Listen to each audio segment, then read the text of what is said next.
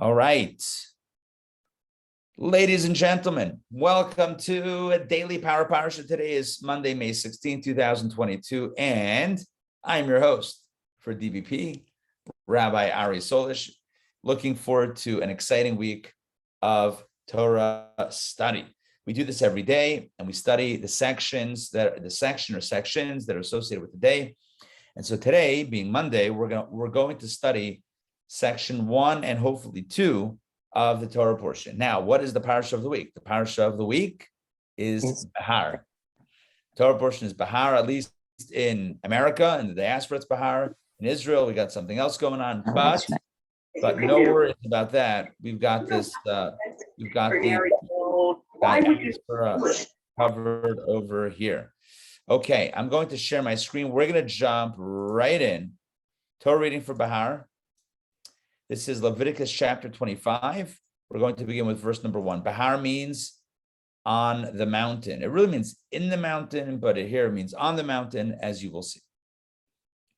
And the Lord spoke to Moses on Mount Sinai, saying, look at that. We're back to Sinai. It's been a while. It's been a while since we were talking about Mount Sinai. It's been like a book or two, or a book, as it were. And here the Torah says, by the way, these laws that we're about to read were actually told by God to Moses on Mount Sinai. Remember when Moses went up after the giving of the 10 commandments and he was on the mountain for 40 days and 40 nights? What was he doing? Yeah.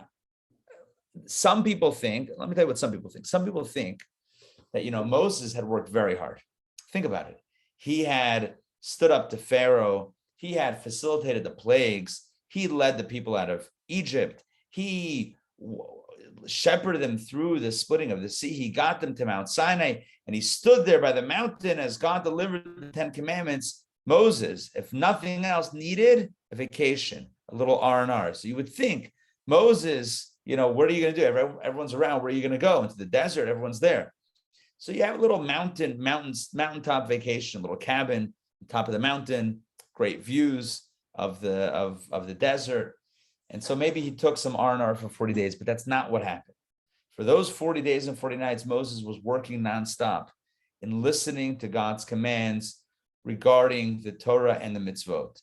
And this was ultimately penned and forms the Torah as we have it. So the Torah is emphasizing here that these laws that we're about to study, they come from Sinai as well. They come from those communications that God had with Moses on top of the mountain. So let's read this inside. The Lord spoke to Moses on Mount Sinai, saying, speak to the children of Israel, and you shall say to them, when you come to the land that I am giving you, this refers, of course, to Eretz Yisrael, the land of Israel. The land shall rest a Sabbath to the Lord. Listen to this. When you come to the land that I am giving you, the land should rest. V'shav haaretz Shabbat laHashem. The land itself should have a Shabbat. Now we have a Shabbat every 7 days. The land has a Shabbat every 7 years, not every 7 days, every 7 years, as the Torah proceeds to explain. You may sow your field for 6 years. And for 6 years, you may prune your vineyard and gather in its produce. So for 6 years, your field is yours. You can plow, you can sow, you can prune, you can harvest, you can gather, you can, whatever you want. Go nuts. By the way, quick time out. Let's spike the ball for a second and remind all of us that last week's Torah portion, we read about some agricultural commandments to farmers, i.e., leaving the corner of the field, not gathering up all the bundles, leaving the forgotten bundles behind, etc., leaving them for the poor and for the needy. So all of that is in place. But for 6 years, your fields are yours. It's yours. Leave some to others, but it's yours. However, verse 4, but in the 7th year, the land shall have a complete rest, a Sabbath to the Lord. Look at that. 3 times it says Shabbat in this verse. Shabbat, Shabbaton, Yel Aretz. Shabbat LaHashem. Shabbat, Shabbaton, Shabbat.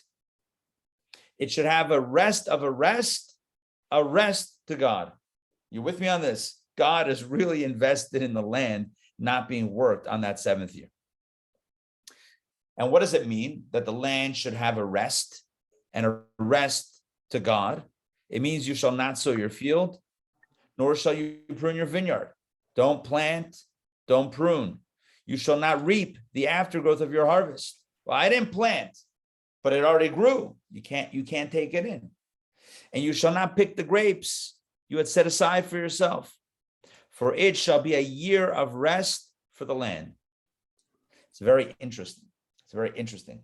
In some verses, it says that the rest is for the land. And in some verses, it says that the rest is for God. Question is, which one is it? Is it beneficial for the land? What's the purpose of the rest? Is it for the land or for God? You know what the answer is? Obviously, both, right? On the one hand, it's a rest for the land because the land itself is benefited. Studies have shown, right? We know this for a fact, that when you rest the land, when the land is able to lay fallow, it's a benefit to the land. It actually enhances the land. So it's going to benefit the land itself. But at the same time, it also is for God. Why? Because as we'll see throughout this theme, throughout this mitzvah, the major idea here of, this is called the Shemitah, the main idea of the mitzvah of Shemitah, the sabbatical year, is that we're reminded that we don't own the land, God owns the land. By relinquishing ownership of the land, essentially ownership of the land every 7 years, we're reminded that indeed the land belongs to a divine owner. There's a big boss, and it's not us. We may be stewards of the land. We may officially have a government title to the land. But you know what? It's God's land. God created the land. God created people. God created everything. It's God's land. All right. Let's continue verse 6. We're going to go back with Rashi's. Let's welcome Mark. Hey, Mark. Great to see you. Okay, back inside. Verse number 6. And the produce of the Sabbath of the land shall be yours to eat for you, for your male and female slaves, and for your hired worker, and the resident who live with you. And all its produce may be eaten also by your domestic animals and by the beasts that are in your land. And you shall count for yourself 7 sabbatical years. 7 years, 7 times, 7 rounds of 7. And if we do the math, we run the numbers, the days of these 7 sabbatical years shall amount to 49 years for you. Right? If you do 7 cycles of 7 years, that's a total of 49 years. Now, where are we going with this? So in addition to Shemitah, we have the mitzvah of Yovel. Yovel is the Jubilee year. Every 50 years is a Jubilee year. So you count 7 times 7. And every 7th year is a sabbatical year. So the 7th sabbatical year is year 49. And immediately following is called the Jubilee year, the Yovel year. That's year 50. As the Torah continues to say, you shall proclaim with the shofar blast in the 7th month, on the 10th of the month, on the Day of Atonement, on Yom Kippur, you shall sound the shofar throughout your land.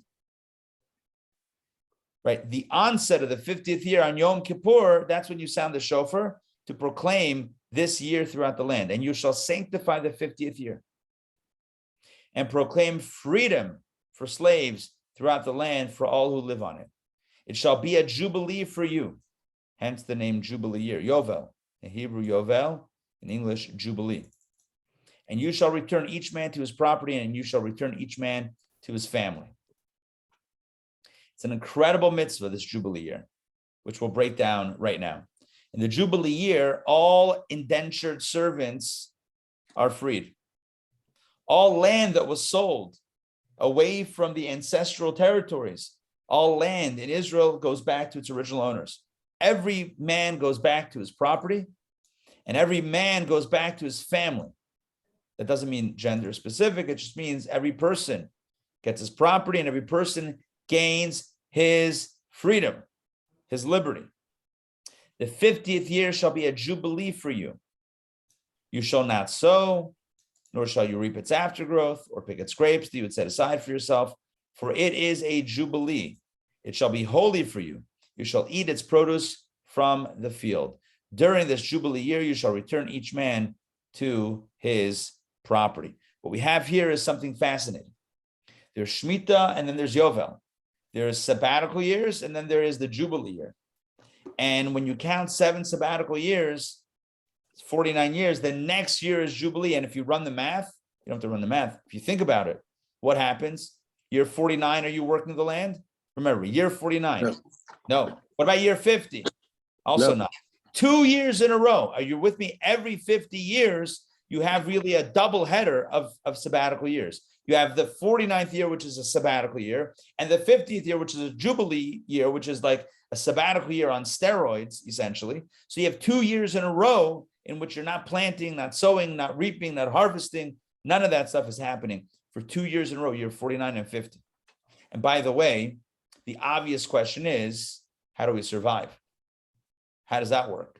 How are we surviving? Whether it's 1 year in 7 or whether it's 2 years in a row, back to back, 49 years, 40 years, 49 and 50. How do we survive? You're a farmer.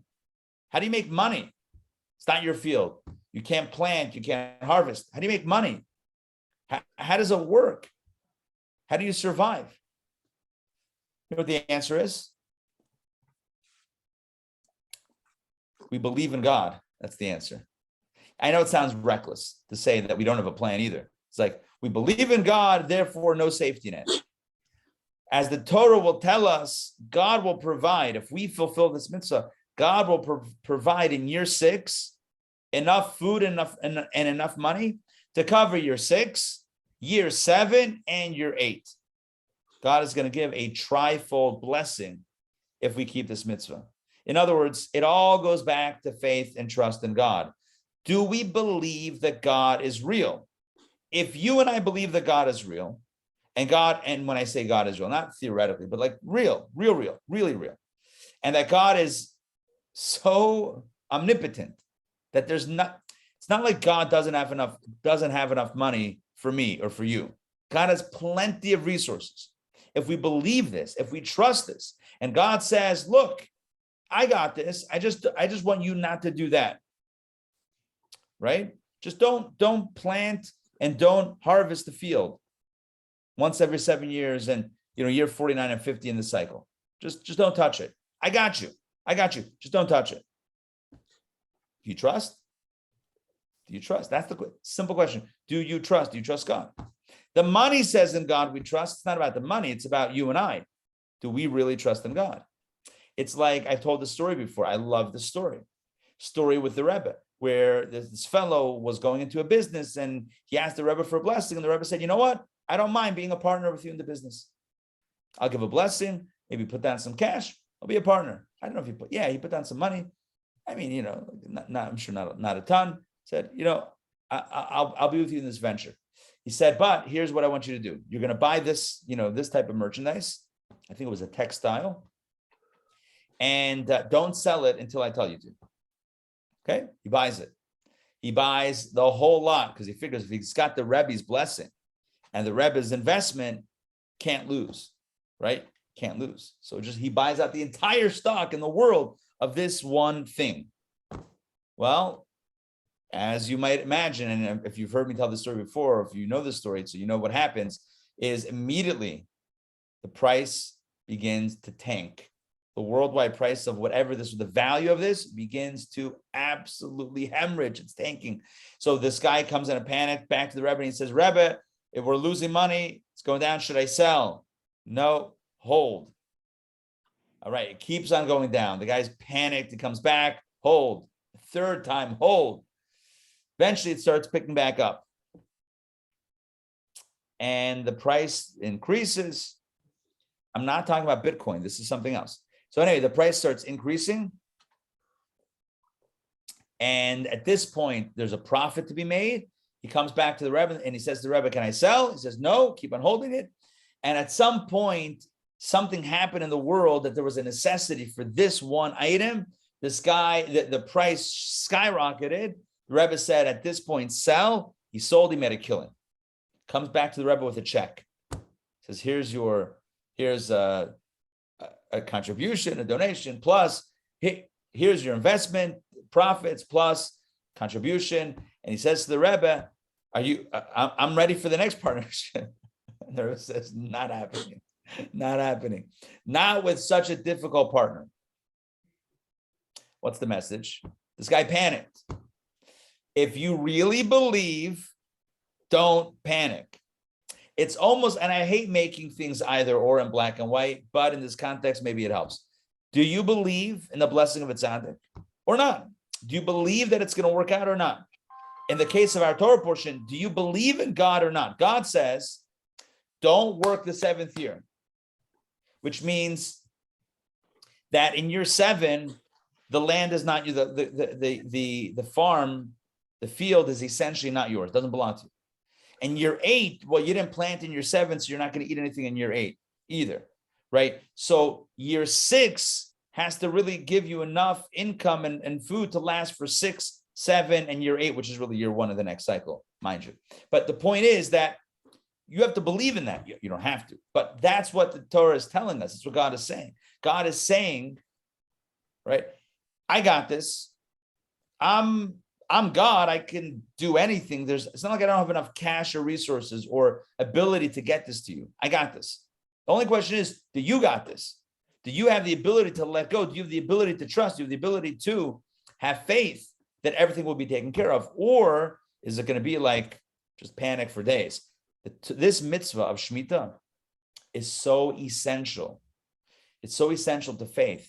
You know, the reading, as we read at the beginning of this, of the Torah portion, it says that these laws were stated by God, from God to Moses on Mount Sinai. What do we need to know? A lot of the mitzvahs were originated on Mount Sinai. Why does the Torah say specifically about this one, it originates on Mount Sinai? Because what is Mount Sinai? Mount Sinai is the experience where God's truth was seen by all. Everyone saw that God is real. Great. But are you willing to put down your money on it? That's the question. Are you willing to put down your guilt on the fact that God is real? God is real. Everyone raised their hands to heaven. God is true. We heard the 10 commandments. We believe. Wonderful. Great. Are you ready to not work your land on the 7th year? Are you ready to take a whole year off from working your land, working your field? You ready? How much are you willing to put your money where your mouth is? You proclaim you believe. Okay. That's why these laws were taught on Mount Sinai. Why these laws on Mount Sinai? Because Mount Sinai means nothing if not for these laws. Because what is Mount Sinai? Talk is cheap. I believe in God. I saw God. God is true. God is real. But you know what? I still need to work my land because otherwise I'm not going to eat. Is God really real or not really real? How do you know that Sinai is real with the laws of Shemitah? If you're able to observe the laws of Shemitah, then we know that indeed God is legit. Does that make sense what I'm saying? Kind of the idea of trusting and having faith. Okay. It's like the famous story that I've told countless times. The guy, the tightrope walker with the wheelbarrow. And he says, do you think I can, walk this tightrope with a wheelbarrow? And everyone says, yes. Do you believe that I can put somebody inside the wheelbarrow and walk across? Yeah, we believe. All right, so who's volunteering? Silence, right? No one wants to raise their hand to be the one in the wheelbarrow as the guy walks across the tightrope. Why? Because it's easy to say I believe, but when it comes down to it, are we willing to put ourselves on the line, literally on that rope, on that tightrope, on that line for it? That's already a deeper question. It's easy for the scholar to say I believe in God. It's harder for the farmer. I hope that's making sense. It's easy for the one studying in Kollel to believe in God and to be honest. It's harder for the business person who needs to make money and is faced with a lot of challenges that challenge at a practical level, in a very practical way, that challenge their belief system. I believe in God. Okay, but this guy's telling me if I cut one corner, I can make $10,000. Do I do it or not?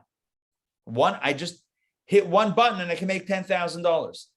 It's not so kosher, but listen, it's good money.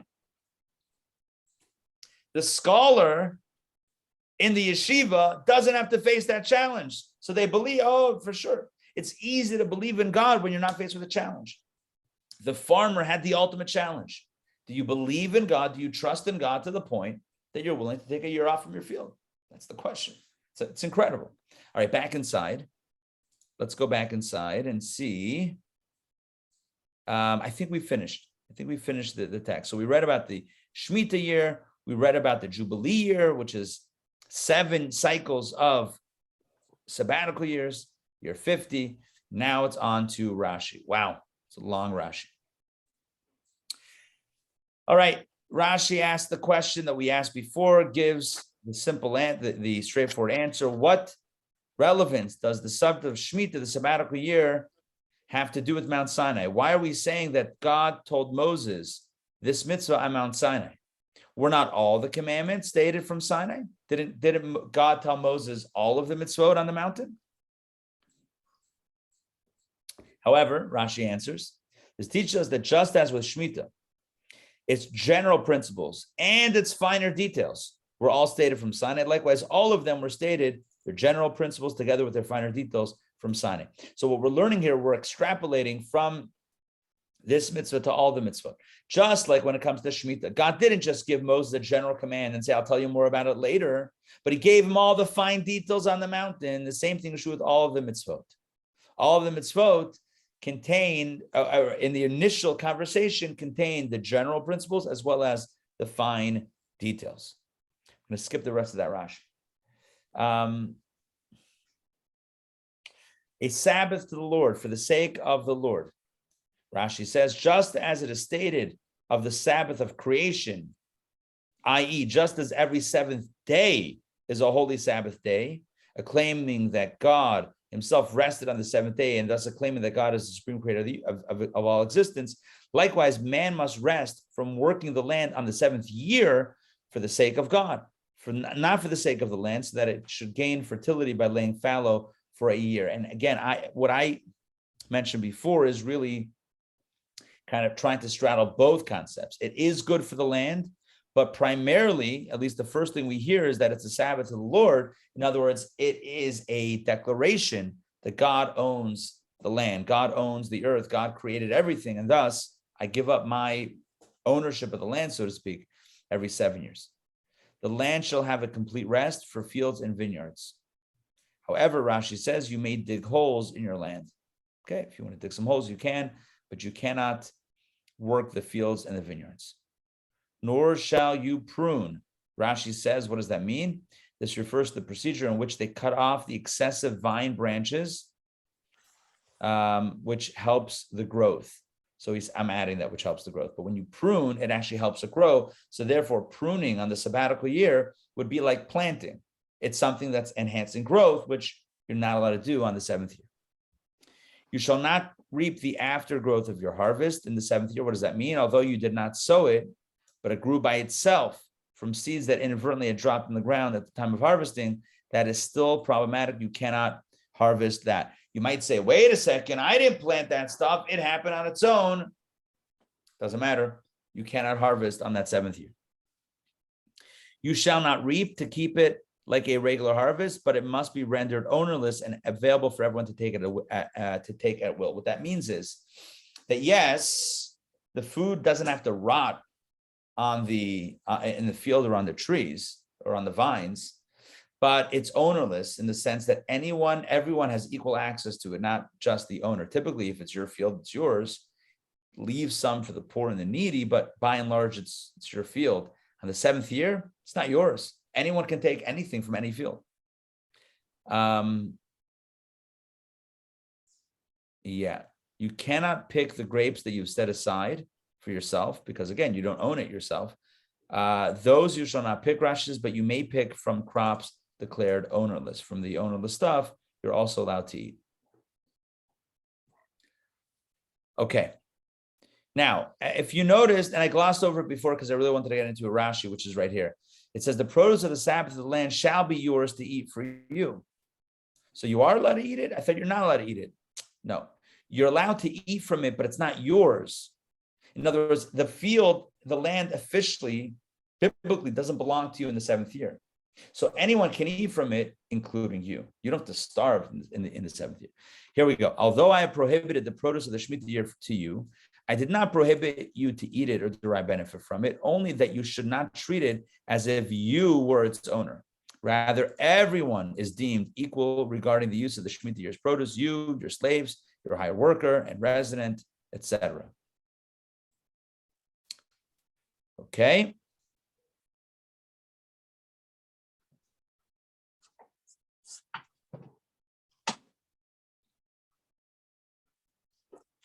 Let's skip that Rashi. Sabbatical years. Okay, so that's basically the upshot of it. The upshot is every 7 years is the sabbatical year. The field, the land essentially biblically does not belong to you anymore. Does not belong to you in that year. It's ownerless. Anyone can have from it. You can't work it. You can't prune it. You can't formally work the field like it's yours. Whoever wants can pick and take. All right. And you shall count for yourself 7 sabbatical years. So Rashi says one might think that we should observe 7 consecutive sabbatical years. Oh, that would be intense. And then make a jubilee year after them. Scripture therefore continues 7 years, 7 times. They're showing us that every Shemitah year occurs in its own time, namely every 7th year. We're talking about 49 years, not what's 6 plus 7, not 13 years or every 14 years. That would be weird. Imagine if you had 1, 2, 3, 4, 5, 6 years that the field is yours, and then the 7th year is a sabbatical year, and then you have 7 in a row. Sabbatical. That's not what the Torah means. That's why the Torah says 7 years times 7, and the Torah does the math for us and says it's 49 years.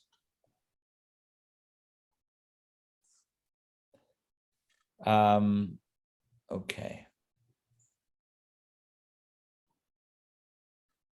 Proclamation. You make a proclamation. Here we go. Now, Rashi says, since it says on the Day of Atonement, do I not already know that this occurs on the 10th of the month? So why does Scripture need to state on the 10th of the month? In other words, the Torah is telling us that you sound the shofar on the Jubilee year on the 10th of the month, which is the Day of Atonement. Why does it need to tell us both landmarks? It's the 10th of the month and Day of Atonement. We know that. The 10th of the month is the Day of Atonement, so tell me one or the other.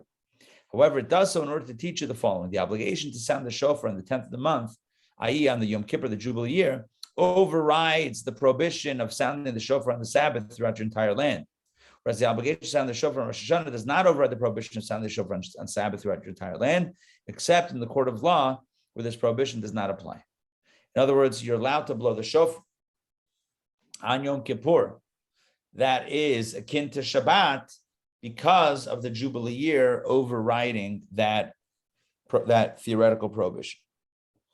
Okay, and you shall sanctify the 50th year. Rashi asks how? At its commencement. This Jubilee is sanctified in the court, at which time they declare this year is holy. Mukudeshet Hashana, this year is proclaimed to be holy. That's what they declare at the beginning of the 50th year. Rabbi Ari. Yeah. So this says that if I'm understanding Rashi here correctly, I know that in Rosh Hashanah, you don't blow the shofar if it's Shabbos. Correct. But for the Jubilee year, you do blow the shofar on Yom Kippur. Correct. And it says it overrides Yom Kippur. Correct. Because of the mitzvah of the Jubilee year. So in general, you're pointing out something very important. And it leads me to the following. In general, there's a protocol for what you do when 2 obligations bump up against each other. In this case, it's an obligation and a prohibition. So the rule of thumb is, if you have an obligation and then you have a prohibition, the obligation overrides the prohibition. That's why, for example, famous example is circumcision. If a baby's bris is on Shabbat, guess what? You do the bris. I know this, I can't say firsthand, but I know this secondhand. My oldest son, Nassin's bris he was born on Shabbos morning, and his bris was the next Shabbos day. The moil is going, I don't want to get too detailed here. He's cutting, there's blood happening. You can't do that on Shabbos. You're not going to make a wound on Shabbos. You can't draw blood on Shabbos. That's why it says you have to be careful, even when work anything with the mouth, be careful that you're not causing any blood. So how do we do that? How do we circumcise on Shabbos? Same idea, because circumcision is a positive commandment. Not working on the Sabbath, is a negative. I do not do, and the positive mitzvah overrides the negative prohibition. So the positive commandment of bris overrides the negative commandment of do not do work on Shabbat. So, which is why the mile is allowed to work on Shabbos. I'm kidding. Which is why we're allowed to do the bris on Shabbos. Yeah. So Rabbi Ari, so why is it, if it's a positive commandment to blow the shofar on Rosh Hashanah, that doesn't supersede or override the negative commandment not to work? Excellent. And you're right, it should override it. It should, yeah. The Talmud says the reason is because, for a technical reason, because we're concerned that somebody may go ahead and carry their shofar in the public domain when asking a rabbi, and that is not part of the mitzvah. Are you with me on that? Yeah. The concern is that you're going to not know exactly how to blow the shofar, so you're going to take the shofar, go to the rabbi's house and say, can you teach me? And by doing so, you're violating Shabbat, not in the context of doing the mitzvah, but in practicing for the mitzvah, and that would be a problem. By the way, that took a lot of guts for Rabba and the Talmud to say, therefore, don't blow the shofar. Blowing the shofar is a big deal on Rosh Hashanah. And Rabba went ahead. It's called Gzeira de Rabba. It's Rabba's decree. It's a big deal. He made 3 decrees: shofar, Megillah. You do not. Well, the sages subsequently arranged it that Purim can never fall out on Shabbat. It's impossible. Purim can never fall out on Shabbat. But if it did, theoretically, you would not read the Megillah for the same reason. The second one, the last one is lulav. When Sukkot falls out on Shabbat, you do not shake the lulav. Every year it happens. Every year, it's not like if it falls out. Every Sukkot is an 8-day holiday, 7 8-day holiday. So it's guaranteed to have at least one of the days being Shabbat. On Shabbat, you do not shake the lulav and the esrog. You don't do it. Why not? Gzeira de Rabba, Rabba's decree. Because what happens if there's a question about the lulav and the esrog? You go to the rabbi's house, you carried, problem, and you weren't doing a mitzvah. You were getting ready to do a mitzvah. Okay, so you can't override a prohibition because you're preparing for a mitzvah. That's not how that works. Does that make sense? By the way, you know what the really cool thing is? You take those 3 mitzvot, the last letter, and it spells the name Rabba. Think about it. Shofar is a resh. Shofar, resh. Lulav, bet. Megillah, hey. Resh, bet, hey. Rabba. That was his name. That was his name, as the kids like to say. So Rabba makes this decree to say on Shabbat, shofar, lulav, Megillah, we don't do. It's a positive commandment. Okay, but we're worried that not in the commission of the mitzvah, but in the preparation for the commission of the mitzvah, you might, in fact, transgress a biblical prohibition, and therefore, we're not doing it. Okay, that is a little bit about that. But when it comes to the Jubilee year, the understanding is that not everyone is sounding the shofar. It's done by the court. Mark, remember the context here, right? The Jubilee year, that shofar blast is sounded by the court. So it's only one body that's sounding the shofar. So we're not concerned that everybody, every Chaim and Yankel and whatever is going to run to the rabbi and ask how to blow the shofar. It's done by the court. So therefore, it's not a problem. We're not concerned about this transgression. Okay, back inside. Let's Rabbi Ari. Yeah. Quick question. Sure. Was Rabbi Yochanan ben Zakkai, was he Rabba? No, he was not. Because it says what my note here says, after the destruction of the Beis HaMikdash, Rabbi Yochanan ben Zakkai, the head of the highest court, the great Sanhedrin, decreed that the shofar may not be blown on Shabbos other than in the places where courts are located. As people carry the shofar for Amos in the public domain. Right. It could be that he was the one that initially did it, and maybe Rabba formulated it as a formal ban with the rationale of what's going on. It would be prudent to look up the source over there, because it's known. These are known as Gzeira de Rabba, as Rabba's decree. It, again, as I mentioned before, even as the acronym. Rabbi Yochanan ben Zakkai lived well before Rabba. So it sounds like the origination was Rabbi Yochanan ben Zakkai, but maybe the official formulation and articulation happened through Rabba. But that would be an interesting, little Rabbi, chronology. the note I have here concludes the prohibition suggested by our verse is an asmachta, an allusion by the Torah to a law of rabbinic origin, and and it says Ramban said that. Yeah, that's great. So asmachta is a great technique where the rabbis, when they legislated something, the rabbi said, "Look, we're not coming up with this out of thin air. There's a verse that you could read that kind of supports this idea. Not that that's what the verse says definitively, but it's asmachta means kind of leaning on something, like it's a support. It's a verse of support. It's not the origin, but it's a supporting verse." Okay. When did Rabba live? Rabba lived much later, a few hundred years later. Rabba was, just so you know, Rabbi Yochanan ben Zakkai was a Tana. Tana means he's from the generation of the Mishnah. Rabba was from the generation of the Gemara, which was a few hundred years later. But Rabbi Yochanan ben Zakkai, within those eras, the Tanoic era and the Amoraic era, I'm not sure where they fell. Was Rabbi Yochanan ben Zakkai a latter Talmud and Rabba an earlier Amora? I don't know exactly where, I don't know the timeline. I'm sure we can look it up online somewhere. There are some certainly books that give you, the top figures and their exact dates of when they lived. But it is interesting. Yeah, Ray, jump in. Hold on. Don't forget to unmute. Hold on. It looks like you're muted somehow. You got it. Hold on. Did I unmute? Yeah, you're good. Who was Rabba? Rabba, well, his name was Rabba. Rabba, which kind of means like rabbi. His real name, trying to remember, I don't remember his real name, but there's Rabba. Rabba, that's what he was called. He was an Amora. He's very prominently cited in the Talmud.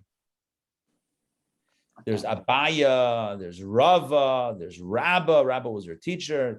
These are some of the biggest names in the Gemara itself. Okay.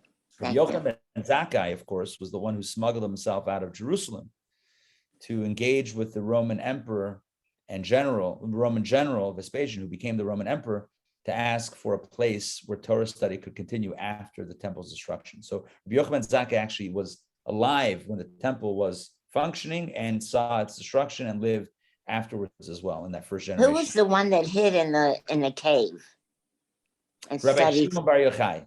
Oh, yes. And that's a similar era, where in the years following the destruction of the temple, the Romans started really putting heavy restrictions on teaching Torah. And Rabbi Shimon Bar Yochai flaunted some of that, and he had to hide in a cave for a while. That's when he formulated a lot of the mystical teachings that we know and love in the Zohar, Kabbalah, etc. Okay, so back inside. And of course, Rabbi Shimon Bar Yochai's yard site is this week on Thursday, Lag BaOmer, day of great celebration. He said before his passing, don't mourn my passing, but celebrate my life. And so every year we celebrate his life on Lag BaOmer. Okay, here we go. Yovel. What is the name Yovel? In case you were wondering, what does it mean, Yovel? We know what Shemitah means, Sabbatical Year, Shabbat, but what does Yovel mean? It is called Yovel, meaning ram's horn, because of the shofar that is sounded upon its commencement, right? We just said that you sound the shofar when that year begins. So ram's horn is called a Yovel. There you go. And there's a Rashi on Exodus 19, as the shofar blast carries on. In the context of the giving of the Torah at Sinai, the Torah uses the word Yovel in the context of a shofar sounding. So Yovel is connected with the shofar. Okay, Each man returns to his property. Rashi says that the fields revert to their owners.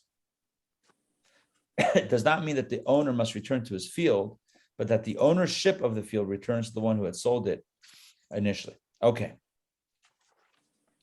Let's continue with some Rashis. Let's see.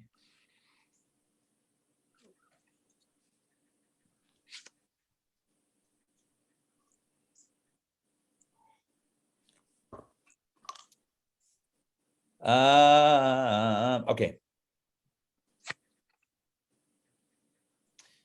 Okay, reading 2. This is a short one, and we can do this one as well and be current. Okay, for Monday, because Monday is day 2 of the week. So reading 2. Let's take a look. When you make a sale to your fellow Jew, or make a purchase from the hand of your fellow Jew, you shall not wrong one another. Look at that.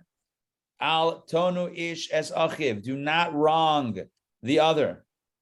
That refers to, and what's included in that prohibition is price fraud, price gouging. You know what happened when COVID hit with the masks and the gloves? Remember that? The price gouging? So, I mean, look, supply and demand is one thing, but price gouging, artificially inflating or manipulating a marketplace to profit in a way that is exorbitant, is prohibited by biblical law. When you sell or buy, you shall not wrong one another. If you are defrauding someone else, price fraud, either as the seller or the buyer, or manipulating a market as a seller or a buyer, it's a problem. By the way, this can also be relevant to things like NFTs and crypto. I mean, these are real and very relevant laws at all times, including in modern times as well. Let's continue with verse 15. According to the number of years after the Jubilee, you shall purchase from your fellow Jew. According to the number of years of crops, he shall sell to you. What that means is like this. Every 50 years, the land reverts back to the original owner. So if you sell a field to your fellow Jew in year 40 of the Jubilee year, of the Jubilee cycle, that means in 10 years, you get it back, so you're not going to sell it full price. You're essentially renting it or leasing it to the guy for 10 years. So that's why you're going to figure out, you're going to prorate the cost according to the number of years that he has. The more the remaining years, you shall increase his purchase price. And the fewer the remaining years, you shall decrease his purchase price because he's selling you a number of crops. In other words, if you're selling land or buying land at the beginning of the 50-year cycle, you got 50 years, pay full price. If you're buying it halfway in, all right, halfway in, buying it, it's kind of like, I don't know, the MLB app. You know, MLB, Major League Baseball, they have an app where you can watch the games. If you buy it in the beginning of the season, they charge you a few $100s.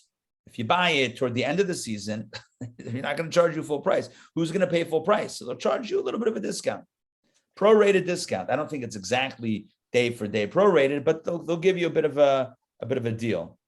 Do I have a deal for you? You want to watch just the playoffs? Okay, we'll hook you up. By the way, Kan HaMakom, here's the place to mention. Condolences to the Pittsburgh Penguins hockey team, not baseball, but hockey, that got bounced last night at the hands of the New York Rangers. May it be for only good things. All right, back inside. Back inside. For all those hockey fans, for both of you that are hockey fans, for everyone listening. Okay, now let's jump back in. And you shall not wrong one man his fellow Jew, and you shall fear your God, for I am the Lord your God. Again, the idea of not wronging, lo tonu, ish et amito. Do not wrong your fellow. It's important. You shall perform my statutes, keep my ordinances, and perform them. Then you will live in the land securely. You want to live in the land securely? You want to stay in Israel? You want to be secure? You don't want to be exiled? Good. Keep these agricultural laws. Do not harm and defraud each other. Rashi. Quickly, Rashi, then we're going to close it out. Rashi says, what does it mean to not wrong the other? Rashi says it means wronging through money. In the context, it says when you make a sale or make a purchase, do not wrong one another. What does that mean? I shouldn't hit them? No, it means financial harm. Do not harm the other financially.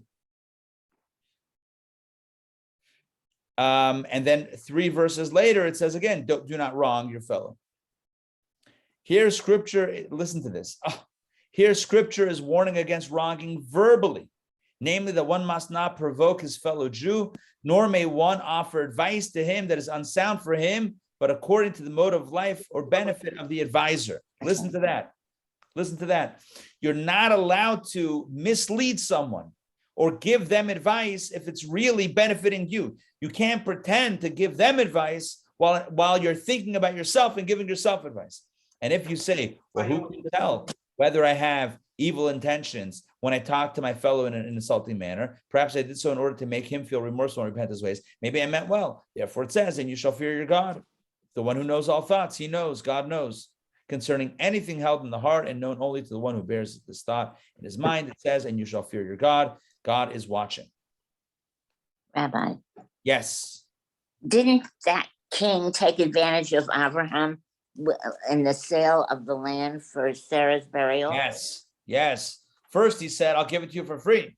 Then he Right. said, I'll give you a deal. And eventually he took full payment. But there's Right. 2 things. There's 2. Number 1, He's not we're sure. not meant to learn from him, right? We're not meant to learn. Number 2, Abraham actually insisted on paying full price. Now, Right. Ephron, that king of the Hittites, did not refuse it as he initially said he would. Right. But Abraham had an intention to pay it full price so that no one would ever say that you stole it, that you ganfed it, that you swindled us out of it. So he said, you know what? Full price, no claims afterwards. I don't want to hear about this again. You will live, final Rashi, you will live on your land securely because it is through the transgression of the laws of Shemitah that the Israelites are exiled. As if you don't keep these laws, that's what causes exile. Rabbi, all right, can I ask you a question?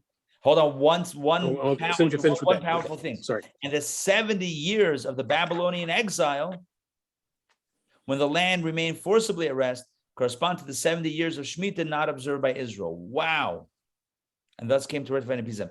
Rashi says, based on, of course, the Talmud and the Medrash, that essentially the 70 years of Babylonian exile, when Israel remained desolate, was a punishment or a consequence, as it were, for the 70 sabbatical years that the Jewish people did not observe carefully. How many years was that? If we did 70 years times 7, that is 490 years. I guess there was a span of about 500 years that the Jews did not keep these mitzvot properly, and thus it says that they were exiled for 70 years to make up for lost time, as it were. All right, Mark, jump in. Yeah, I know this sounds very pessimistic, whatever, but in the Torah, when it says, when you make a sale to your fellow, or when you buy from the hand of your fellow, do not victimize one another. Obviously, it means fellow Jew, but does it mean it's okay to do so to a non-Jew? That's my question. Excellent question. So the short answer is yes, but here's why. And it's still not okay, but I'm going to break this down. So number 1, the world doesn't have this strict law of Judaism. So in Judaism, you cannot profit or gain in purchasing more than 1/6 off of the market, the current going rate of market value. You can't manipulate it more than 1/6 to your favor. In US law, for example, such restrictions do not exist. So if you're doing business in America, you're not bound by Torah law, right, to go above and beyond. Torah law is for those that are here, those that are required by Torah law to observe. So Torah law applies to the Jewish people. Now, that being said, U.S. law does have fraud standards. So you couldn't violate those because you have to live with the laws of the land. But the point is that you don't have to apply Torah law to universal law. It doesn't have to go that way. At the same time, and here's where the exception comes in, the Talmud does talk about cases where if holding a double standard, if a Jew holding a double, I'll treat my fellow Jew this way, but I'll treat you, a non-Jew, another way. If by doing that, it's going to cause problems and not be good, then you're not allowed to hold that double standard. Then you have to apply the same law, even for the one who isn't Jewish and bound by Jewish law. It seems I remember that Jews can't charge one another interest. Also, Yeah. same deal. Yeah. And one is allowed. Look, maybe I'll say it a little bit differently, but maybe a little bit clearer. That person who's not Jewish, who's not bound by Torah law, ask a simple question. Would they be allowed to charge you more than a sixth? You know what the answer is? Yeah. Yes. Oh, yeah. So then you're allowed to charge them. But a Jew who can't charge another one also can't, saying a Jew who's bound by this law has to observe it, Jew on Jew.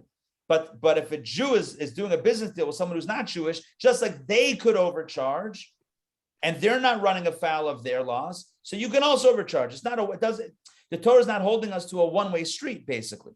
That would be unfair. At the same time, but I think this is the important final point that I want to say on this topic, is if if society is aware that Jews have a separate code of business ethics that are not being applied to them, and that becomes a point of contention, then at that point, for other reasons, including safety and security and maintaining good friendships and being good neighbors, then one would be required to apply the same thing across the board. Well, it's my understanding that Jews went heavily into the investment banking business and the money lending business because the church forbade interest to be charged on loans. Correct. Right. The church adopted what the Torah says about no interest. Right. And then ironically, that ended up on the Jews, which is the biggest irony in the books, right? Because it started with the Jews. Anyway, but yeah, lot of interesting history. So in summation, and by the way, I think I want to end with this one point, that altonu, do not harm or defraud the other. Again, there's two times in verse 14 and 17 that it says, do not harm the other. The first time it's talking about financial fraud, but the second time it's talking about verbal fraud. What's verbal fraud? Verbal fraud is misrepresenting. Verbal fraud is saying one thing but meaning something else. Verbal fraud is giving someone else advice and saying, you know what I think you should do? I have great advice for you. Meanwhile, it's not about them, it's about you. You're going to benefit from it. But you're presenting it as though it's good for them. We're not allowed to do that. We're not allowed to be duplicitous in our words because it's wrong. And God says, yes, you can claim, I didn't mean it. I had no idea that it was going to not work out for him, but work out for me. I didn't know. I totally thought it was a good idea. You could say that, but God's watching. And that's how the Torah reading number 2 ends. All right, in summation, we did 2 major themes today. Number 1, Shemitah Yovel, and number 2, fraud, prohibition against fraud. And really both are about the same thing, that God is in charge. So if God's in charge, number 1, it's not my field. Let me respect God's boundaries on the field. And let me remind myself that it's truly God's. Number 2, if God's real and God's really in charge, then I'm not allowed to defraud someone else. I can make a killing. I can make a lot of money. All right, God will get me the money some other way. I don't need to worry. I don't need to scramble using less than honest means to earn a living because I believe that God will take care of me. And certainly I'm not going to defraud anyone else or hurt someone verbally because, again, I know that is something that God does not wish for me to do. So once again, we see here how Torah holds us to a beautiful standard, which, by the way, is the theme of our current JLI course called Beyond Right. It's about the values of Judaism and the higher standard that's reflected in Jewish law. Second session, not too late to join. Second session is tomorrow night, 8 p.m. Tonight, Jewish Wisdom to Heal the Earth, 7:30 at Chabad in town. Join us. It's going to be upstairs in the shul. It's going to be a great conversation on Torah's view on the environment. Very important topic. That's in person only? That's in person. Yeah, person only. Yeah. Rabbi, what about a Jewish real estate agent selling an apartment or something in Israel to another Jewish person? They're not allowed to exaggerate a little bit or whatever? Well, yeah, it's a good question. The Talmud talks about vocations and jobs where people really have to sell their souls to do. I don't know if a real estate agent is one of them, but there are some jobs in which the morality is questionable. I'm not raising the question. I'm just saying that there is such a concept that exists of, being careful as far as how far we go with this. I would say to be honest and to not misrepresent, and then you're fine. Look, you're allowed to make money on real estate if that's the going rate. If prices have skyrocketed, I didn't do it. The market did it. I didn't manipulate it. It is what it is. I don't have to sell my house at a loss or at a less lucrative rate just because, I initially bought it at whatever value it was. That's not a consideration. You go by the market value. But if you overinflate it, if you hide defects, if you're intentionally, misrepresenting or misleading the buyer, that would be a problem. Absolutely, it would be a problem. So, caveat emptor, buyer beware, but really, whatever the buyer beware, but really it's seller beware, right? Oh. Or agent beware, because we're not allowed to misrepresent. Rabbi, Right. Quickly, there's a story about the burglar who sees a deserted house. And he thinks about breaking in. He sees a sign in the yard. Jesus is watching. He walks onto the porch. He sees a sign above the door. He says, Jesus is watching. He breaks through, and this giant Rottweiler springs through the air to attack him. And he sees, just before he's attacked, he sees a name around its neck, Jesus. There you go. In that case, not only watching, but ready to attack. Exactly. Good. Very good. Perfect way to end today's session. That's what I thought. All right. Joy and Sarah and Mark and Faye and Ray, great to see you all. Great to study Torah together. We're back tomorrow, same bad time, same bad channel. We'll see you. Have a wonderful day. We'll see you soon. Take care, guys. Thank you. It's a pleasure.